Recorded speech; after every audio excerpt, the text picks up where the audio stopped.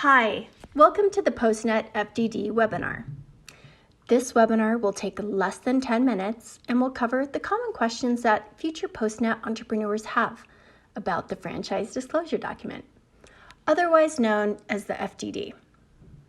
It's important to note that I am not an attorney and this should in no way be considered legal advice. You should review the FDD and its attachments in its entirety with your own attorneys, accountants, and advisors. Good to see you again. I'm Annie Pomponio, Director of Retail Network Development, and I will be your guide through this webinar and the PostNet discovery process. Be sure to jot down any questions you have throughout this webinar, and we will discuss them in our next call. Let's get started.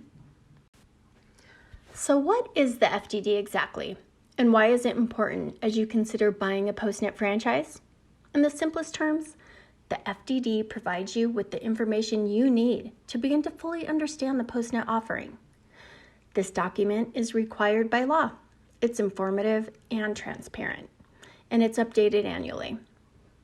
Let's dive into more detail. First and foremost, the FDD is a legal document required by the Federal Trade Commission that must be given to individuals interested in buying a franchise as part of the pre-sale due diligence process. It is required by law to ensure that you have all the necessary information to make an informed decision. The purpose of the FDD is to describe the relationship between us, the franchisor, and you, the franchisee, as it provides you with the information you need to begin to understand the PostNet franchise concept. The FDD for all franchise concepts follows the same framework, with the document being organized into 23 categories called items. You should read the FDD in its entirety. However, here are a few of the items that some franchisees tend to focus on. Item 5, initial fees. This section describes the payments franchisees make to us before opening a PostNet, including our initial franchise fee of $35,000, our center development package of $97,900, the initial marketing fee of $10,000, and other expenses. Item 6, other fees. This section explains recurring or occasional fees associated with the continued operation of your PostNet, paid to or collected by PostNet. The two most notable fees are your 5% royalty payment, which allows you to use the marks and intellectual property of the PostNet system and pays for ongoing support and assistance. And the second is your 2% National Advertising Fund contribution, which provides you marketing support for your PostNet. You'll learn more about the National Ad Fund during the marketing webinar. Item 7, estimated initial investment. The estimated initial investment for PostNet is between $185,617 and $227,500. The expenses outlined in this section include all of the expenses necessary for a franchisee to commence a PostNet center.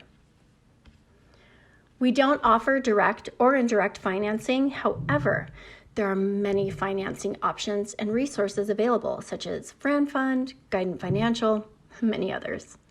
We are also registered with the Small Business Administration, streamlining the process for PostNet entrepreneurs to receive SBA financing. Item 12, territory. This section outlines the requirements for securing your PostNet location and also describes the protected territory that we grant to franchisees in their franchise agreements. The size of the protected territory differs among franchisees and will be determined by the demographics and attributes of the area in which the PostNet center is situated.